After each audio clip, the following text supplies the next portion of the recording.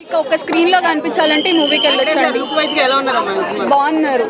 మీరు ఏం ఎక్స్పెక్ట్ చేస్తున్నారు చూస్తే మీకు అర్థమవుతుంది. చాలా బాగుందండి. డైరెక్షన్ చాలా డీటెయిలింగ్స్ బాగుంది.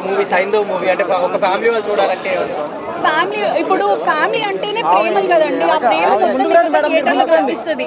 కంపల్సరీ మీకు ఆ ఎమోషనల్ టచ్ అన్నది ఉంటుంది.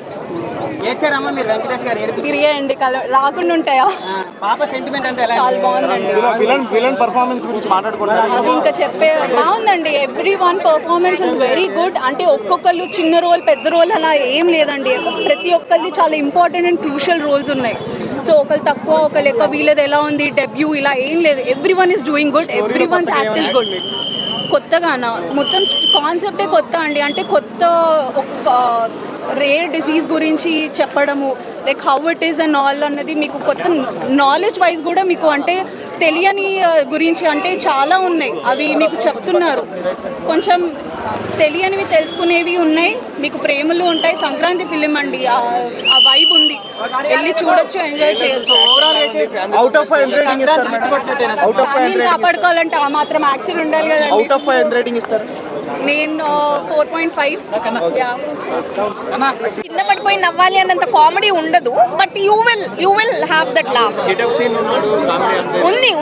ఉంది కామెడీ ఉంది, but it's not comedy film కదా. మనం నవ్వడానికి మీకు ఎక్కడ కొంచెం కామెడీ కనిపిస్తుంది, అక్కడ మీరు డెఫినెట్లీ మీకు అనిపిస్తుంది. Arya garu is super good. He's a very very good performer. చాలా బాగుంది అతని క్యారెక్టర్. అతనికి తన క్యారెక్టర్ తనకి స్ట్రాంగ్ గా ఉంది. చాలా బాగుందండి. చాలా బాగుందండి. నవాజుద్దీన్ సిద్దికీ గారి గురించి, వాళ్ళ పర్ఫార్మెన్స్ గురించి తెలిసిందే. చాలా బాగా చేశారు తను కూడా.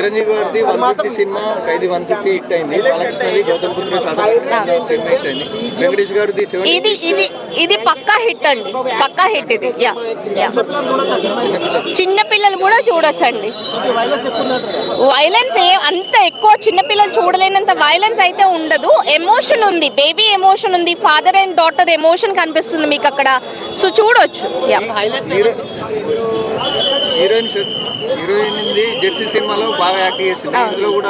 చాలా బాగా చేసిందండి. తను చాలా బాగా చేశారు. హైలైట్స్ అదే వెంకటేష్ గారి పర్ఫార్మెన్స్, నవాజుద్దీన్ సిద్దికీ గారి పర్ఫార్మెన్స్, అండ్ శ్రద్ధ కానీ, రుహానీ పర్ఫార్మెన్స్ కానీ, అండ్ బేబీ ఆ క్యూట్ లిటిల్ బేబీ చాలా బాగా పర్ఫార్మ్ చేసింది. Like she's the gold, she's the gem of the film.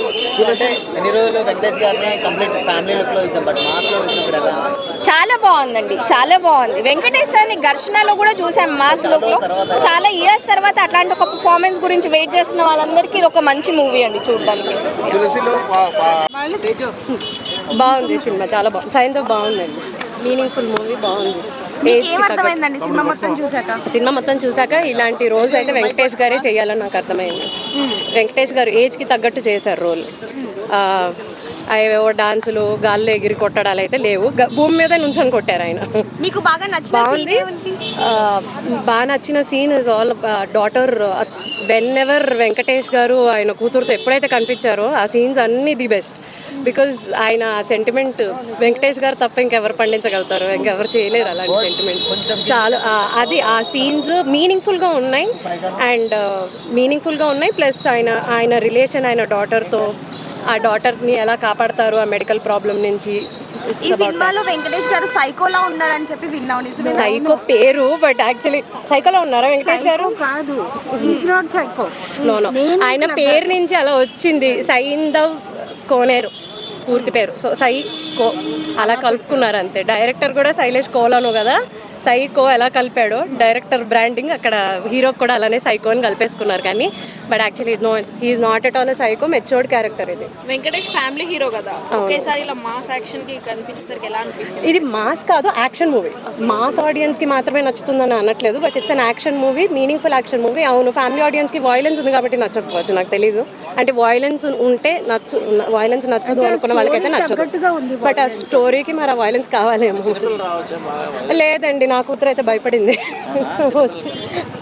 తను 8 ఏళ్ళు. అమ్మో అదే చాలా మటుకు ఉంది violence. It's complete action movie.